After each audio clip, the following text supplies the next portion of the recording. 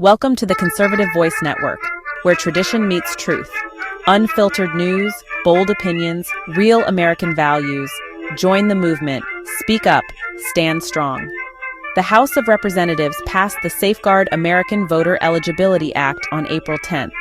The bill requires applicants to provide proof of United States citizenship, such as a passport or birth certificate, when registering to vote in federal elections. It passed with a vote of 220 to 208, with all Republicans and 4 Democrats supporting it. Federal law currently does not require election officials to obtain formal proof of citizenship from those registering to vote. Instead, registrants attest their citizenship by checking a box on the registration form. The Safeguard American Voter Eligibility Act aims to change this system. The bill mandates that states establish a process for removing non-citizens from voter lists and offer an alternative process for applicants to prove their citizenship. However, it does not specify what this alternative process would be. Critics argue that the bill is voter suppression and could disenfranchise many voters, especially women who have changed their last names upon marriage. They also worry that election officials might struggle with the additional administrative duties.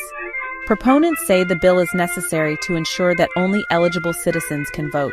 They dismiss concerns about voter disenfranchisement, noting that similar measures exist in other democracies. This means the bill would need support from 7 Democrats. However, Democratic leaders have indicated their opposition to the bill. The debate centers on whether heightened proof of citizenship requirements are a prudent measure for election security or an undue burden on voters. It remains to be seen if the Senate will pass the bill in its current form or if changes will be made to address the concerns raised by critics. An independent federal agency is proceeding with President Donald Trump's sweeping elections directive despite numerous lawsuits challenging it. President Trump's order mandates the Election Assistance Commission to require eligible voters to show proof of citizenship when using a federal form to register or update registration information. The Election Assistance Commission communicated with state election officials on April 11th, seeking their input on how they would implement President Trump's proof of citizenship requirement if the order is upheld. This requirement could prevent millions of voters lacking citizenship documents from using the National Mail Voter Registration Form.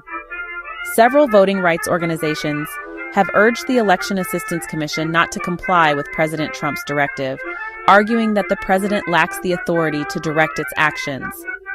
Despite these contentions, the Election Assistance Commission is moving forward with the order.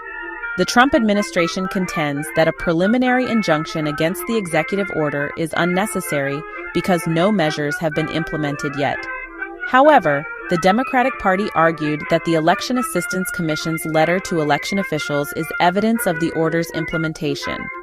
The Election Assistance Commission was designed by Congress to operate with minimal presidential control, ensuring an independent entity with partisan balance. If the Election Assistance Commission proceeds with further directives from President Trump, it could disrupt elections in numerous states, forcing lawmakers and election officials to rapidly adjust voting laws and administrative procedures. Tell us what you feel in the comments below about proof of citizenship to vote. Or if you agree, just hit that like button. Thanks for tuning in to the Conservative Voice Network. Be sure to like, comment, and subscribe. It really helps our channel grow. And let's keep this movement growing, one voice at a time. Because remember, truth doesn't need to shout, but sometimes it should. Because your voice matters.